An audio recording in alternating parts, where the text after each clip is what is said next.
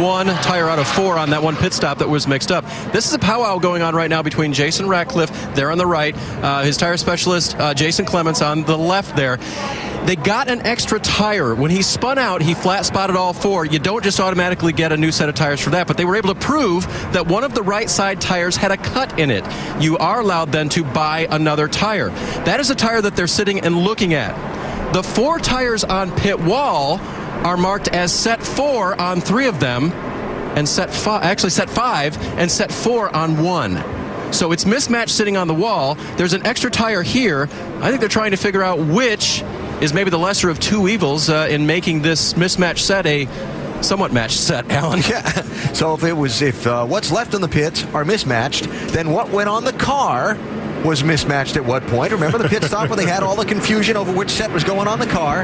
And after all of that, Kyle Busch leading the race.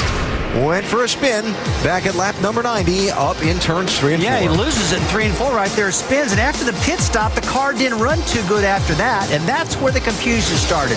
Did we get 3 new tires and left 1 old one on there, or what is going on? And we're trying to figure that out still. All right, and clarification from Dave there. Now, as these guys get ready to go after running a few laps and then slowing down under the caution, they got some work to do to get their tires ready to race. Tim Brewer in the Craftsman Tech Garage can show us. Alan, ideally, you'd like to have 4 sticker tires on a restart. But look at all this carnage. When, like Stephen Wallace came off the racetrack, he picked up all this debris. You'd like to clean the tires off and get them like this to get a decent restart. But with all this carnage on it, that's the reason the car really doesn't go. So that's where you see the drivers weaving back and forth like you see to get all that excess stuff that they pick up with the warm tire on the car. Bob and weave and bob. Grind it off. Turn it left and right. Get that stuff off of there. All right, 69 laps to go, and they take the green. Marty, TJ, and Andy. This, you know what? This is one of those races where who knows what's going to happen from here on. It has been a mixed bag as far as all kinds of different strategies, that's for sure. And we are closing in on the record for most lead changes. We're at 16. The most is 19. Set back in September of 02. 7 different leaders. Right now, it's Harvick on point. Logano, Keselowski, Wise, Annette, Stenhouse, Menard, Kyle Busch, Stephen Wallace, Almirola. That is your top 10. And Kyle... And Harvick, I should say, has taken the high side with Logano right underneath him, and the green flag flies again here at Kansas.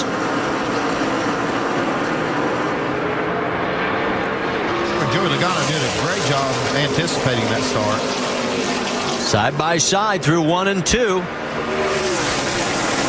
when Keselowski was a lap down early in this race? There he is in 3rd. Ricky Stenhouse, another good run. That 6-car's been really fast all day. Now he's just finally getting up at the front where you can see how good his car is. I think he's trying to give himself a birthday present. He turns 23 today. Here goes Keselowski underneath the 20. Yeah, we heard Logano talking about his car wouldn't take off on these restarts very good. It took it 3 or 4 laps to come in. You can see evidence of that right now.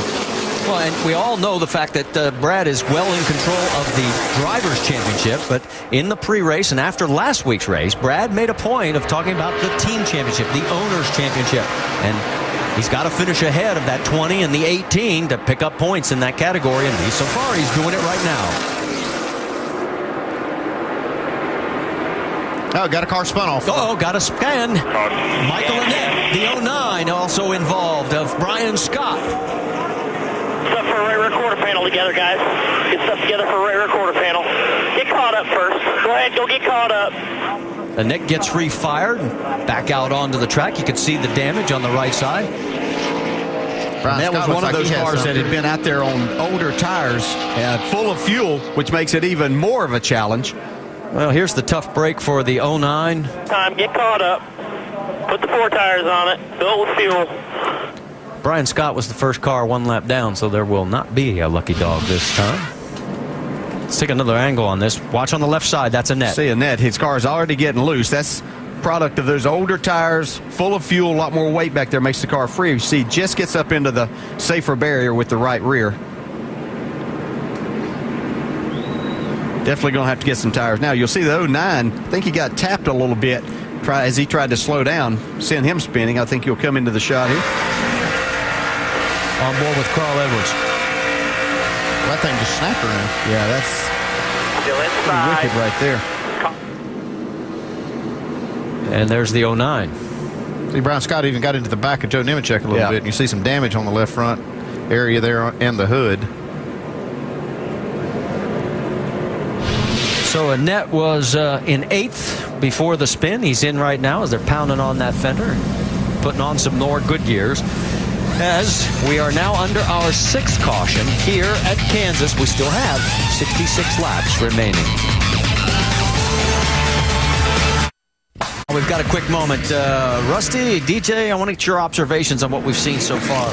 Well, we were looking a little while ago, Marty, about these cars, how bad they're driving. Some of these guys that were forced into staying on the racetrack with old tires. They came down and filled the back of the car up with fuel, like DJ said, which makes the back of the car very heavy. But then you got old tires, and I will tell you, that is the worst feel these cars will ever have all day long. And as a crew chief, Andy, you're probably telling your driver, buddy, hold on. It's going to be ill handling. It's going to be the worst feel you had all day long. You saw Michael Annett just got loose. Yeah, sometimes they don't buy it, though, Rusty. You tell them to hang on and do the best you can, and say, "Hey, well, you want to try it?" Yeah, so, and you got these other cars out here with fresh tires. You're trying to keep up and try not to be in their way too. Very, very difficult situation. Kevin Harvick's going to restart on the high side. Keselowski underneath him. Then it's Logano, Stenhouse, Wise, Kyle Busch, Menard, Almirola, Stephen Wallace, Carl Edwards. That's your top 10. And Ricky Carmichael running in 11th right now in his nationwide debut. But on the bottom, Martin Truex is going to go underneath him. He's going to take that spot away. He got that pit road speeding penalty. He told us he didn't think he had enough time to get back up there and mix it up, but these cautions are really helping him out. Helping a lot of guys out, as there you see the top 5 going down into turn number 3. Here comes Keselowski. He's looking to take a peek underneath the 33. Yeah, and look who's up on the high side trying to make everything work. Here comes Kyle Busch again, taking that 4th spot away. Ricky Stenhouse right in between them there in 3rd. Here we go, side by side. Keselowski can't make it stick. Now he's going to try again. Ricky Stenhouse doing just a fantastic job here today driving the car. Here comes Keselowski down the back straightaway. You really see that Dodge horsepower going to work here, Andy. I know. That's one of the things that they really have is good motors in these cars, and it shows up everywhere, especially on these mile and a half. But you look back there, that Ricky Stenhouse is for real today. He's got a fast race car. Keselowski is going to take over the race lead. We now have our 8th different leader, our 17th lead change. We're just 2 away from tying the all-time record. Vince? Well, guys, keep in mind, as you see that Brad Keselowski has taken the lead, he is the one driver amongst those up front, especially considering Kevin Harvick, Joey Logano, also the 98 of Paul Menard, who's been running up in that area, that Keselowski is the one that does not have a set of stickers here in pit lane. So when they come again, he's going to have to come for scuffs. Everybody else is going to come for stickers.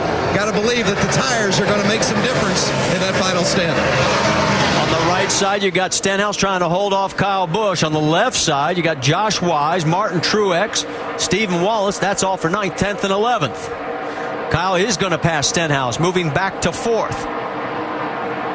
Yeah, Ricky Stenhouse still doing a nice job. He was telling me earlier today that Mike Kelly came on board that really seemed to turn that deal around, and he really feels comfortable with the cars that he's taken to the racetrack now.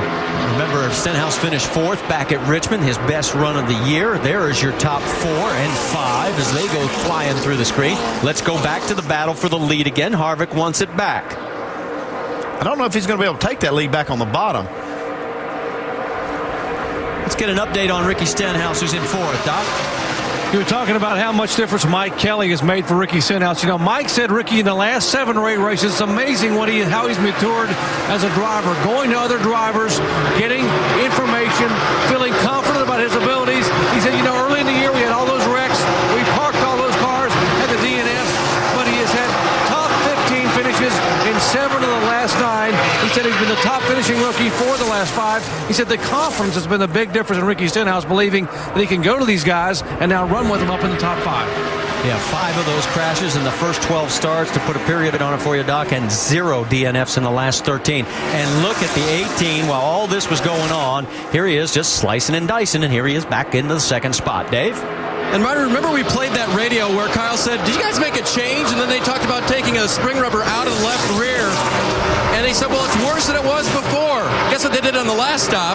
They put that spring rubber back in, and that's one of the reasons why Kyle's car is so much faster now, and we'll see what happens late in the race when they put on that last set of tires, guys. Well, the top 5 right now separated by less than a second as we are down to 57 laps to go as you go on board with Brad